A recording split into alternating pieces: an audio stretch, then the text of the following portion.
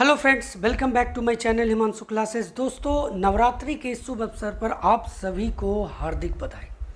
दोस्तों, head teacher exam preparation के अंतर्गत आज मैं अपने वीडियो के माध्यम से आपके बीच में जीएस सिलेबस का एक most important topic current affairs, जो पूरी तरह से न्यू सिलेबस पर आधारित है, आज मैं आपको जनवरी और फरवरी 2022 का करेंट अफेयर्स बताने जा रहा हूँ। बहुत ही महत्वपूर्ण है। इसी तरह से हर 2 महीने का करेंट अफेयर्स आपके बीच में मैं लगातार रखते रहूँगा, जनवरी टू अक्टूबर तक, क्योंकि आपका एग्ज़ाम जो है वो दिसंबर में है। तो निश्चित ही जान लें कि आपको अक्टूबर तक की तैयारी कर लेनी होगी। उसके पहले के जो 2021 का जो करेंट अफेयर्स है वो सब मैंने आपके बीच में रखा है। अगर आपने उन वीडियोस को नहीं देखा है तो उसका लिंक मेरे डिस्क्रिप्शन बॉक्स में है, जहां से जा करके आप उन वीडियोस को देख सकते हैं। जैसा कि आप जानते हैं, ये सभी वीडियोस आपको हिमांशु क्लासेस की तरफ से प्रोवाइड किए जा रहे हैं। दोस्तों, करेंट अफेयर्स के इस नए क्लास में जो फर्स्ट क्वेश्चन मैं आपके बीच में लेकर के आया हूँ वह है कि निम्न में से किस टेनिस खिलाड़ी ने ऑस्ट्रेलियन ओपन 2022 का पुरुष एकल खिताब जीता है। ऑप्शन देख लीजिए, राफेल नडाल, नोवाक जोकोविच, एंड्रू रूबलेव और डेनियल मेदवेदेव। अब इसमें जो सही जवाब है वो ऑप्शन नंबर ए होगा, राफेल नडाल। क्वेश्चन नंबर 2 है कि विश्व बैडमिंटन चैंपियनशिप 2021 में पुरुष एकल में निम्न में से किस खिलाड़ी ने रजत पदक जीता। देखिए, मैं अभी जो भी आपके बीच में क्वेश्चन ला रहा हूँ वो सभी खेल से जुड़े हुए हैं, इसलिए बहुत ही इंपॉर्टेंट है। खेल से जुड़े क्वेश्चंस आपके एग्जामिनेशन में ज़रूर पूछे जाएंगे। और यहाँ पर ऑप्शन आप देख लीजिए इस दूसरे नंबर क्वेश्चन का, प्रकाश नाथ, श्रीकांत कादम्बी, देवेंद्र मोहन और ऑप्शन डी है लक्ष्य सेन। तो इसका जो सही जवाब है option number B, Srikanth Kadambi. Question number 3 बहुत ही महत्वपूर्ण है कि आईसीसी महिला क्रिकेटर ऑफ द ईयर पुरस्कार जीतने वाली एकमात्र दूसरी भारतीय खिलाड़ी कौन है। मिताली राज, स्मृति मंधाना, हरमनप्रीत कौर, सैफाली वर्मा। अब इसका जो सही जवाब है वो ऑप्शन नंबर बी होगा, स्मृति मंधाना। देखिए, थोड़ी जानकारी विशेष हासिल करते हैं कि भाई पहला खिलाड़ी कौन था। तो अनुभवी तेज गेंदबाज झूलन गोस्वामी के बाद आईसीसी पुरस्कार पाने वाले खिलाड़ी, जिन्हें 2007 में ICC player of the year नामित किया गया था, किसे? ये हैं झूलन गोस्वामी। और अब किनको मैंने आपको बताया, तो स्मृति मंधाना ये दूसरे खिलाड़ी हुए। क्वेश्चन नंबर 4 है कि 2022 शीतकालीन ओलंपिक का मेजबान कौन से देश ने किया है। 2022 शीतकालीन ओलंपिक की बात हो रही है, तो इसका जो सही जवाब होगा जापान, चीन, रूस, यूएसए।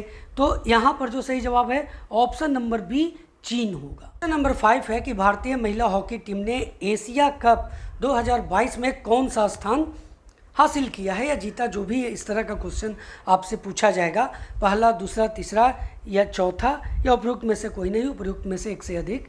तो दोस्तों, इसका जो सही जवाब है वो ऑप्शन सी यानी तीसरा स्थान भारतीय महिला हॉकी टीम ने एशिया कप 2022 में हासिल किया है, यानी ब्रॉन्ज मेडल भारतीय महिला हॉकी टीम को मिला है। देखिए, इसके बारे में थोड़ी और जानकारी हासिल करते हैं।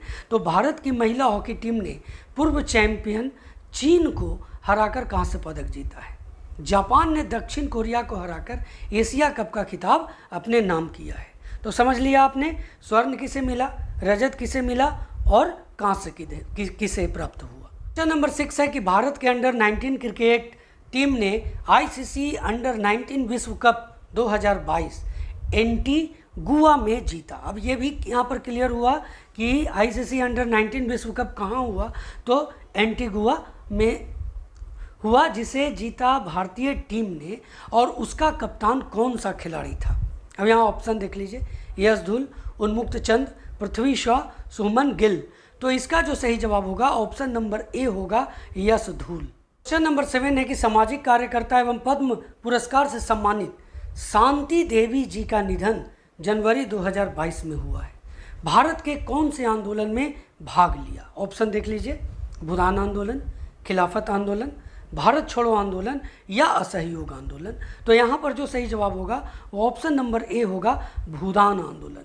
यानी जो सामाजिक कार्यकर्ता और पद्म पुरस्कार से सम्मानित जो शांति देवी जी हैं, ये भूदान आंदोलन से संबंधित है। क्वेश्चन नंबर 8 की तरफ बढ़ते हैं। देखिए, DRDO द्वारा जनवरी 2022 में कौन सी मिसाइल का अंतिम सफल परीक्षण किया गया? ऑप्शन देख लीजिए। सतह से हवा में मार करने वाली मिसाइल, मोनो संचालित एंटी टैंक गाइडेड मिसाइल, उसके बाद है हवा से हवा में मार करने वाली मिसाइल, या मध्यम दूरी की हवा से हवा में मार करने वाली मिसाइल। क्वेश्चन एक बार फिर समझ ले। DRDO द्वारा जनवरी 2022 में कौन सी मिसाइल का अंतिम सफल परीक्षण किया गया? तो ये है मानव संचालित anti tank guided missile. Option number B सही जवाब होगा। क्वेश्चन नंबर 9 है कि जनवरी 2022 में भारतीय रिजर्व बैंक ने कौन सा नया विभाग स्थापित किया है? ऑप्शन है इलेक्ट्रॉनिक्स और कंप्यूटर विभाग, बैंक सुरक्षा विभाग, लोन गारंटी विभाग, या फिनटेक वित्त प्रौद्योगिकी विभाग। तो इसका जो सही जवाब है ऑप्शन नंबर डी होगा, फिनटेक वित्त प्रौद्योगिकी विभाग। नंबर 10 है कि वित्तीय स्थिरता रिपोर्ट यानी फाइनेंशियल स्टेटस रिपोर्ट किस संस्थान द्वारा जारी प्रमुख रिपोर्ट है? नीति आयोग, भारतीय रिजर्व बैंक, विश्व बैंक, या एशियाई विकास बैंक। तो इसका जो सही जवाब होगा ऑप्शन नंबर बी, भारतीय रिजर्व बैंक होगा। अब चलिए क्वेश्चन नंबर 11 की तरफ बढ़ते हैं। 11 है कि जिला स्तरीय सुशासन सूचकांक रखने वाला पहला राज्य केंद्र शासित प्रदेश कौन सा है? गोवा, जम्मू और कश्मीर, लद्दाख, सिक्किम। अब देखिए, राज्य या केंद्र शासित प्रदेश कहा जा रहा है, तो यहाँ पर जो सही जवाब होगा वो ऑप्शन नंबर बी होगा, जम्मू और कश्मीर जो एक अब केंद्र शासित प्रदेश है। यह जिला स्तरीय सुशासन सूचकांक रखने वाला भारत का पहला केंद्र शासित प्रदेश है। नंबर 12 है कि हाल ही में खबरों में रहा कोप्पल टॉय क्लस्टर KTC किस राज्य में विकसित किया जा रहा है? केरल, कर्नाटक, आंध्र प्रदेश, या पश्चिम बंगाल। तो इसका जो सही जवाब होगा ऑप्शन नंबर बी होगा, कर्नाटक। मैं यहाँ इसके बारे में आपको और डिटेल बताता हूँ। देखिए, कोप्पल कर्नाटक के कोप्पल जिले का एक कस्बा है। कोप्पल टॉय क्लस्टर यानी KTC जिसे राज्य में विकसित किया जा रहा है, देश में इस तरह का पहला बुनियादी ढांचा है। दोस्तों, टॉय क्लस्टर मार्च 2022 में चालू होगा, जो 400 एकड़ से अधिक भूमि में फैला होगा। इसमें खिलौने बनाने, पैकेजिंग के उत्पादन, tool making, paint making, electronics और अन्य एसेसरीज से लेकर के पूरी वैल्यू चेन शामिल होगी इसके अंतर्गत। नंबर 13 है कि 2000 करोड़ रुपए का डेयरी संयुक्त उद्यम बनाने के लिए किस राज्य ने राष्ट्रीय डेयरी विकास बोर्ड के साथ समझौते पर हस्ताक्षर किया है? ऑप्शन देखिए, पंजाब, असम, गुजरात, या महाराष्ट्र। तो इसका जो सही जवाब होगा option number B, Assam. Question number 14 है कि भारत ने किस देश के साथ 2030 से पहले $50 अरब का द्विपक्षीय व्यापार लक्ष्य निर्धारित किया है? ऑप्शन देखिए, दक्षिण कोरिया, USA, जापान, या संयुक्त अरब अमीरात। दोस्तों, इसका जो जवाब है ऑप्शन नंबर ए होगा, दक्षिण कोरिया। अब बात करते हैं क्वेश्चन नंबर 15 की। देखिए, जो भी क्वेश्चन मैं आपके बीच में रख रहा हूँ बहुत ही आपके एग्जामिनेशन को लेकर के मोस्ट इम्पॉर्टेंट है। और दोस्तों, अगर आपको वीडियो अच्छा लग रहा है तो लाइक करते हुए आगे बढ़ें। साथ ही अगर चैनल पर नए हैं या अभी तक चैनल को सब्सक्राइब नहीं किया है तो चैनल को सब्सक्राइब भी कर लें और बेल आइकन को ज़रूर प्रेस करें ताकि आने वाले वीडियो का नोटिफिकेशन सबसे पहले आपको मिल सके। तो चलिए क्वेश्चन नंबर 15 देखते हैं। हाल ही में खबरों में रहा परख किस क्षेत्र से जुड़ा एक पोर्टल है? अब ऑप्शन देख लीजिए, छात्र सीखने का आकलन, रक्षा अधिग्रहण, निवेश सलाह, सीमा शुल्क निकासी। तो इसका जो सही जवाब है कि परख जो है वो छात्र सीखने का आकलन है। एक मतलब कहने का मतलब कि शिक्षा से जुड़ा हुआ एक पोर्टल है। ऑप्शन नंबर ए इसका सही जवाब है। हेड टीचर के लिए बहुत ही इंपॉर्टेंट क्वेश्चन नंबर 16, किस केंद्रीय मंत्रालय ने स्वच्छ विद्यालय पुरस्कार की स्थापना की है? ऑप्शन देखिए, आवास और शहरी मामलों के मंत्रालय, ग्रामीण विकास मंत्रालय, शिक्षा मंत्रालय, महिला और बाल विकास मंत्रालय। तो इसका जो सही जवाब होगा वो होगा ऑप्शन नंबर सी, शिक्षा मंत्रालय।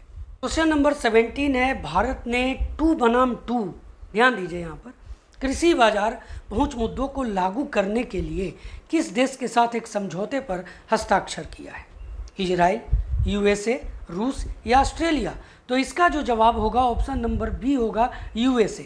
चलिए इसके बारे में थोड़ी और जानकारी हासिल करते हैं। देखिए, भारत के कृषि और किसान कल्याण विभाग और अमेरिकी कृषि विभाग USDA ने 2 बनाम 2 कृषि बाजार पहुंच मुद्दों को लागू करने के लिए एक समझौते पर हस्ताक्षर किए हैं। क्वेश्चन नंबर 18 की तरफ बढ़ते हैं। क्वेश्चन नंबर 18 क्या है? किस संस्था ने विश्व का सबसे बड़ा स्मारकीय राष्ट्रीय ध्वज विकसित किया है? KBIC, IIT Madras, NABARD, NSIC। तो इसका जो सही जवाब होगा ऑप्शन नंबर ए होगा KBIC। दोस्तों देखिए, स्मारकीय राष्ट्रीय ध्वज जो खादी के कपड़ों से बना दुनिया का सबसे बड़ा राष्ट्रीय ध्वज है, जिसे खादी और ग्रामोद्योग आयोग KBIC द्वारा आज़ादी का अमृत महोत्सव मनाने के लिए तैयार किया गया है। झंडा 225 फीट लंबा और 150 फीट चौड़ा है। ये फहरा दिया गया, ये पहले का इसलिए यहाँ पर तैयार किया गया है, तो ये तैयार किया गया और इसे फहराया गया। ये ध्यान देने की बात है कि इस झंडा 225 फीट लंबा है और 150 फीट चौड़ा है। इसे आपको याद रखना पड़ेगा। क्वेश्चन नंबर 19 है कि भारत ने हाल ही में विदेशी मुद्रा संकट से निपटने के लिए किस देश को $900 मिलियन का ऋण दिया है? अभी काफ़ी समाचारों में ये आया भी दोस्तों, और उसके आधार पर देखिए ऑप्शन है नेपाल, श्रीलंका, अफगानिस्तान और वेनेजुएला। आपने देखा कि राष्ट्रपति भवन पर भी लोगों ने कब्जा कर लिया था इस देश में, और इसका जो सही जवाब है वो ऑप्शन नंबर बी है, श्रीलंका। श्रीलंका को मुद्रा संकट से निपटने के लिए भारत ने $900 मिलियन का ऋण दिया है। नंबर 20 है कि जनवरी 2022 तक 8 यात्रियों तक ले जाने वाले वाहनों के लिए अनिवार्य न्यूनतम संख्या में एयरबैग क्या है? 1, 2, 4 या 6? तो इसका जो सही जवाब है वो ऑप्शन नंबर बी 2, यानी अनिवार्य न्यूनतम संख्या में एयरबैग कितना होना चाहिए? 2 होना चाहिए। अब क्वेश्चन नंबर 21 क्या है ये देखते हैं। देखिए 2022 में ब्रिक्स का अध्यक्ष कौन सा देश है? भारत, चीन, रूस या ब्राज़ील? तो इसका जो जवाब होगा वो ऑप्शन नंबर बी है, चीन 2022 में ब्रिक्स का अध्यक्ष है।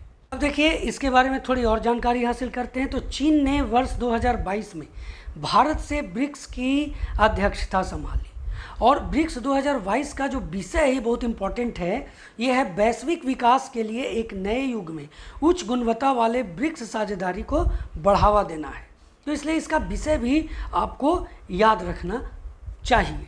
नंबर 22 है कि किस केंद्रीय मंत्रालय ने संशोधित ग्रामीण क्षेत्र विकास योजना निर्माण और कार्यान्वयन RADPFI दिशा निर्देश जारी किया है? ग्रामीण विकास मंत्रालय, पंचायती राज मंत्रालय, कृषि और किसान कल्याण मंत्रालय, पर्यावरण, वन और जलवायु परिवर्तन मंत्रालय? तो जो सही जवाब होगा वो ऑप्शन नंबर बी होगा, पंचायती राज मंत्रालय। नंबर 23 है कि किस देश ने बाघ संरक्षण पर एशिया मंत्री स्तरीय सम्मेलन का आयोजन किया है? Bharat, Malaysia, UK, Sri Lanka? तो इसका जो सही जवाब है वो ऑप्शन नंबर बी है, मलेशिया। देखिए भारत के केंद्रीय पर्यावरण, वन और जलवायु परिवर्तन मंत्री भूपेंद्र यादव ने बाघ संरक्षण सम्मेलन में भारत का बयान दिया। भारत टाइगर रेंज देशों को रूस में आयोजित होने वाले ग्लोबल टाइगर समिट के लिए नई दिल्ली घोषणा को अंतिम रूप देने की सुविधा प्रदान करेगा। नंबर 24 है कि किस केंद्रीय मंत्रालय ने कोयला दर्पण पोर्टल लॉन्च किया है? इस्पात मंत्रालय, कोयला मंत्रालय, बिजली मंत्रालय, ग्रामीण विकास मंत्रालय? उपयुक्त में से कोई नहीं, उपयुक्त में से एक से अधिक। तो जो सही जवाब होगा वो ऑप्शन नंबर बी होगा, कोयला मंत्रालय। क्वेश्चन नंबर 25 बहुत ही इंपॉर्टेंट क्वेश्चन है। इसको अगर आप VVI कहें तो इसमें कोई शक नहीं होगा। देखिए नेताजी अनुसंधान ब्यूरो द्वारा किस पूर्व प्रधानमंत्री को नेताजी पुरस्कार 2022 से सम्मानित किया गया है? मैं इसे VVI इसलिए कह रहा हूँ क्योंकि ये जो नेता हैं ये बहुत ही अभी कुछ दिन पहले ये समाचारों में रहे, और इसका कारण भी मैं आपको बताऊंगा। ऑप्शन पहले देख लेते हैं, Donald Trump, Shinzo Abe, Barack Obama, Theresa May? तो इसका जो सही जवाब है, जापान के पूर्व प्रधानमंत्री शिंजो आबे को नेताजी पुरस्कार 2022 से सम्मानित किया गया। इनकी अभी कुछ दिन पहले हत्या भी हो गई। तो दोस्तों ये बहुत इंपॉर्टेंट क्वेश्चन हो जाता है। देखिए थोड़ी और जानकारी लेते हैं। तो जापान के पूर्व प्रधानमंत्री शिंजो आबे को नेताजी रिसर्च ब्यूरो द्वारा स्वतंत्रता सेनानी नेताजी सुभाष चंद्र बोस की 125वीं, ध्यान दीजिए 125वीं जयंती पर नेताजी पुरस्कार 2022 से सम्मानित किया गया। तो क्वेश्चन आपको घुमा करके भी पूछ दिया जा सकता है कि 125वीं जयंती पर किस नेता को सम्मानित किया गया इस पुरस्कार से, नेताजी पुरस्कार 2022 से, इस तरह से भी। तो आंसर आपको शिंजो आबे ही आपको टिक आउट करना है। क्वेश्चन नंबर 26, राष्ट्रीय पर्यटन दिवस 2022 का विषय क्या है? बहुत इंपॉर्टेंट है ये भी।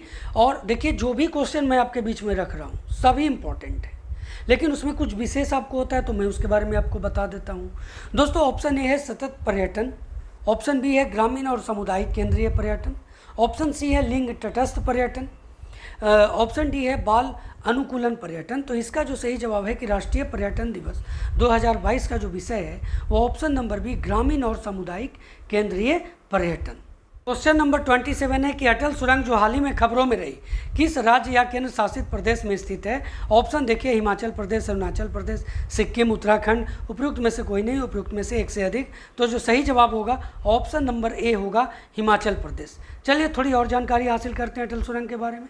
देखिए अटल सुरंग हिमाचल प्रदेश के पहाड़ी राज्य में स्थित है। यह लेह मनाली राजमार्ग पर रोहतांग दर्रे के नीचे 9 किलोमीटर सड़क है। देखिए क्वेश्चन नंबर 28 क्या है कि 10,000 फीट से ऊपर विश्व की सबसे लंबी राजमार्ग सुरंग कौन सी है?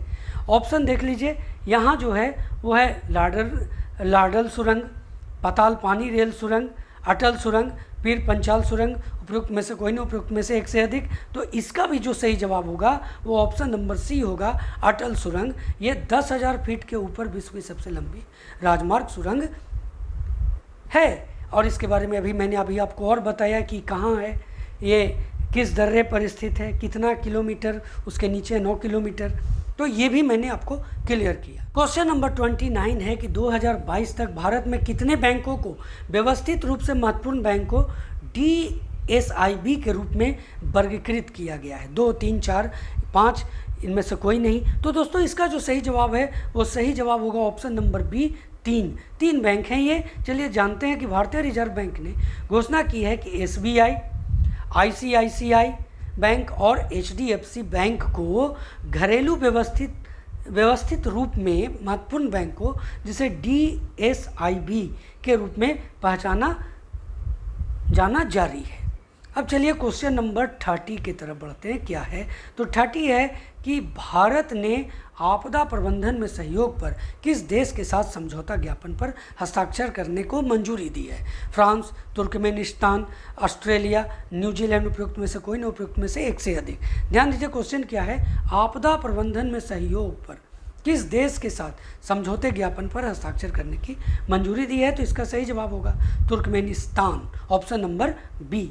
ये दोस्तों वर्तमान में भारत ने स्विट्जरलैंड, रूस, SAARC, Germany, Japan, Tajikistan, Mongolia, Bangladesh और इटली के साथ आपदा प्रबंधन के क्षेत्र में सहयोग के समझौते पर हस्ताक्षर किए हैं। तो इन सबको भी आपको याद रखना चाहिए, इन देशों को भी। क्वेश्चन नंबर 31 है कि कौन सा देश पहले भारत मध्य एशिया शिखर सम्मेलन का मेजबान है? ध्यान दीजिए बहुत ही इंपॉर्टेंट क्वेश्चन है। पहला क्या भारत मध्य एशिया शिखर सम्मेलन का मेजबानी कौन करेगा? पहले तो यहाँ ऑप्शन देख लीजिए, भारत, कजाकिस्तान, किर्गिस्तान या ताजिकिस्तान। तो इसका सही जवाब होगा ऑप्शन नंबर ए, भारत।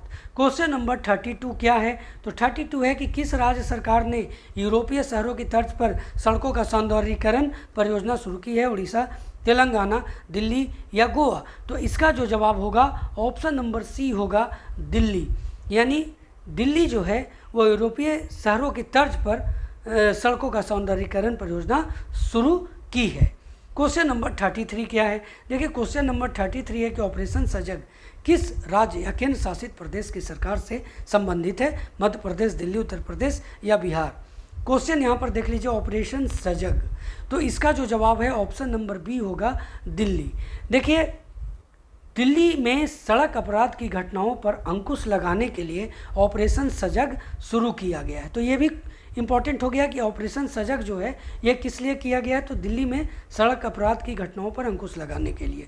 कार्यक्रम के शुरू होने के बाद पुलिस नियंत्रण कक्ष की कॉल में 24% की कमी आई है। क्वेश्चन नंबर 34 है कि मेजर ध्यानचंद खेल विश्वविद्यालय किस स्थान पर स्थापित किया जा रहा है, दिल्ली, मेरठ, कोलकाता या हैदराबाद। तो इसका जवाब होगा option number B, Meerut. Number 35 बहुत ही इंपॉर्टेंट है, DRDO। दोस्तों DRDO दिवस 2021 के लिए घोषित विषय क्या है? आत्मनिर्भर भारत, निर्यात, महत्वपूर्ण रक्षा प्रौद्योगिकियां, शक्ति और विज्ञान।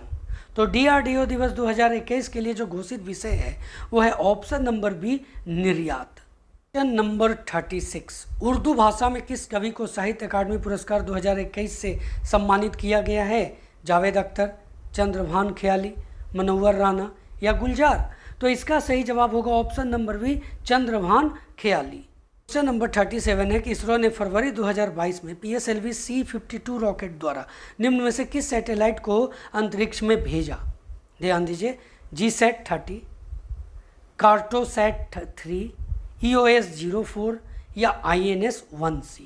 दोस्तों इसका जवाब आप जरूर नोट कर लेंगे, ऑप्शन नंबर सी है EOS-04, जिससे फरवरी 2022 में PSLV C-52 रॉकेट द्वारा अंतरिक्ष में भेजा। किसने? इसरो ने भेजा है। क्वेश्चन नंबर 38 है कि निम्न में से किस व्यक्ति को फरवरी 2022 में UGC का चेयरमैन बनाया गया? M जगदीश कुमार, प्रोफेसर शांति श्री, के संजय मूर्ति, प्रोफेसर DP सिंह। उपयुक्त में से कोई नहीं, उपयुक्त में से एक से अधिक। तो इसका जो जवाब होगा ऑप्शन नंबर ए होगा, M जगदीश कुमार को फरवरी 2022 में UGC का चेयरमैन बनाया गया। अब चलिए क्वेश्चन नंबर 39 की तरफ। 39 है कि हैदराबाद में 2016 फीट ऊंची स्टैचू ऑफ इक्वलिटी किस संत की स्मृति में बनाया गया? स्वामी विवेकानंद, रामानुजाचार्य, नन्या आदि कवि, श्री रविदास। तो इसका जो जवाब होगा ऑप्शन नंबर बी होगा, रामानुजाचार्य। क्वेश्चन नंबर 40 है कि G20 लीडर्स समिट 2023 का आयोजन किस देश में किया जाएगा? फ्रांस, भारत, रूस या पाकिस्तान। तो इसका जो सही जवाब है वो ऑप्शन नंबर बी होगा, भारत। क्वेश्चन नंबर 41 है कि भारत सरकार की एयरलाइन कंपनी का एयर इंडिया, एयरलाइन जो कंपनी है भारत सरकार की एयर इंडिया का अधिग्रहण किस कंपनी द्वारा किया गया? ऑप्शन देख लीजिए, Tellis private limited, Indigo airline private limited, Vistara private limited या एयरलाइंस एयर लिमिटेड। तो इसका जो सही जवाब होगा ऑप्शन नंबर ए होगा, टेलिस प्राइवेट लिमिटेड। चलिए क्वेश्चन नंबर 42 की तरफ बढ़ते हैं। 42 क्या है कि निम्न में से किस व्यक्ति को भारत के मुख्य आर्थिक सलाहकार नियुक्त किया गया है? KV सुब्रमण्यम, B अनंत नागेश्वरनी, C रंगराजन या शक्तिकांत दास। तो इसका जो सही जवाब है ऑप्शन नंबर बी अनंत नागेश्वरनी। ये जो हैं ये भारत के मुख्य आर्थिक सलाहकार, इन्हें नियुक्त किया गया है। देखिए क्वेश्चन नंबर 43 है कि देश स्टैक किस क्षेत्र से जुड़ा एक ऑनलाइन प्लेटफॉर्म है? निवेश, कौशल विकास, GST या पोषण। तो इसका जो सही जवाब होगा ऑप्शन नंबर बी होगा, कौशल विकास। 44 हाल ही में घोषित पर्वतमाला योजना का उद्देश्य क्या है? बहुत इंपॉर्टेंट क्वेश्चन है। पर्वतमाला योजना का उद्देश्य क्या है? साहसिक खेलों को बढ़ावा देना, पहाड़ियों में परिवहन, तीर्थ स्थलों को बढ़ावा देना या वन्य जीवों का संरक्षण। तो सही जवाब होगा कि पहाड़ियों में परिवहन। जो पर्वतमाला योजना है इसका उद्देश्य यही है। देखिए इसके बारे में थोड़ी और जानकारी ले लेते हैं। केंद्रीय बजट ने पर्वतमाला या राष्ट्रीय रोपवे विकास कार्यक्रम नामक एक नई योजना की घोषणा की। यह योजना, ध्यान दीजिए, कहाँ हिमाचल प्रदेश, उत्तराखंड, जम्मू कश्मीर और उत्तर पूर्व जैसे क्षेत्रों के लिए शुरू की जाएगी ताकि पहाड़ियों में परिवहन और कनेक्टिविटी की एक आधुनिक प्रणाली की सुविधा मिल सके। क्वेश्चन नंबर 45 बहुत इंपॉर्टेंट है कि किस संस्थान कार्यालय ने स्वच्छता सारथी फेलोशिप 2022 की घोषणा की है? नीति आयोग, प्रधान वैज्ञानिक सलाहकार का कार्यालय, IIT मद्रास, आवास और शहरी मामलों के मंत्रालय। तो इसका सही जवाब होगा ऑप्शन नंबर बी, प्रधान वैज्ञानिक सलाहकार का कार्यालय। देखिए स्वच्छता सारथी फेलोशिप 2022 की घोषणा भारत सरकार के प्रधान वैज्ञानिक सलाहकार के कार्यालय ने अपने अवशिष्ट से धन मिशन के तहत की थी। तो ये भी बहुत इंपॉर्टेंट पॉइंट है। अवशिष्ट से धन मिशन के तहत जो स्वच्छता सारथी फेलोशिप 2022 का जो घोषणा भारत सरकार के प्रधान वैज्ञानिक सलाहकार के कार्यालय ने की है, तो किस मिशन के तहत की है, तो ये आपको याद रखना होगा, अवशिष्ट से धन। क्वेश्चन नंबर 46, किस भारतीय राज्य ने शैक्षणिक संस्थानों को समान शैली के कपड़े अनिवार्य करने का आदेश जारी किया? बिहार, उत्तर प्रदेश, कर्नाटक या गोवा? तो इसका जवाब होगा ऑप्शन नंबर सी, कर्नाटक। अब चलिए क्वेश्चन नंबर 47 है कि राष्ट्रीय उत्पादकता परिषद NPC किस केंद्रीय मंत्रालय के तहत एक स्वायत्त संगठन है? तो इसमें आप ऑप्शन देख लीजिए, MSME मंत्रालय, वाणिज्य और उद्योग मंत्रालय, श्रम और रोजगार मंत्रालय या नीति आयोग। तो इसका जो सही जवाब है ऑप्शन नंबर बी, वाणिज्य और उद्योग मंत्रालय। देखिए आगे बढ़ते हैं क्वेश्चन नंबर 48 की तरफ कि भारत में स्थापित G20 सचिवालय का मार्गदर्शन करने वाली शीर्ष समिति का प्रमुख कौन है? विदेश मंत्री, प्रधानमंत्री, गृह मामलों के मंत्री, वित्त मंत्री? ध्यान दीजिए क्वेश्चन क्या है कि भारत में स्थापित जो G20 सचिवालय है उसका मार्गदर्शन करने वाली शीर्ष समिति का प्रमुख। तो इसका जो सही जवाब है वो ऑप्शन नंबर बी होगा, प्रधानमंत्री। अब चलिए क्वेश्चन नंबर 49, किस केंद्रीय मंत्रालय ने भाषा प्रमाण पत्र सेल्फी अभियान शुरू किया है? शिक्षा मंत्रालय, संस्कृति मंत्रालय, पर्यटन मंत्रालय या विदेश मंत्रालय? तो इसका जवाब होगा ऑप्शन नंबर ए, शिक्षा मंत्रालय। Question number 50, C. भारत के किस केंद्रीय मंत्रालय के तहत कार्य करता है? बहुत ही इंपॉर्टेंट क्वेश्चन है। ऑप्शन देख लीजिए, इलेक्ट्रॉनिक्स और IT मंत्रालय, विज्ञान और प्रौद्योगिकी मंत्रालय, विदेश मंत्रालय या संचार मंत्रालय? तो सही जवाब होगा ऑप्शन नंबर डी, संचार मंत्रालय। देखिए centre for development of telematics, जिसे C. के नाम से आप जानते हैं, तो यहाँ पर इसका फुल फॉर्म भी आप नोट कर लेंगे। एक सरकारी स्वामित्व वाली दूरसंचार प्रौद्योगिकी विकास केंद्र है जो संचार मंत्रालय के तहत कार्यरत है। तो यह था हेड टीचर एग्जाम प्रिपरेशन के GS सिलेबस के अंतर्गत करेंट अफेयर्स, जो पूरी तरह से न्यू सिलेबस पर आधारित है। 50 क्वेश्चंस का MCQ जो जनवरी और फरवरी 2022 के करेंट अफेयर्स पर आधारित था। दोस्तों आगे के क्लासेस में मैं मार्च और अप्रैल 2022 का करेंट अफेयर्स आपके बीच में लेकर के उपस्थित होऊंगा और जो भी इसमें क्वेश्चन शेष बच गए होंगे, जिस पर ध्यान आकृष्ट मेरा नहीं गया होगा, आप कमेंट करेंगे किस तरह के क्वेश्चन आप बताएं हमें करेंट अफेयर्स में, तो उस तरह का क्वेश्चन मैं अगले वीडियो में आपके बीच में लेकर के उपस्थित हो जाऊंगा। तब तक के लिए दोस्तों जय हिंद।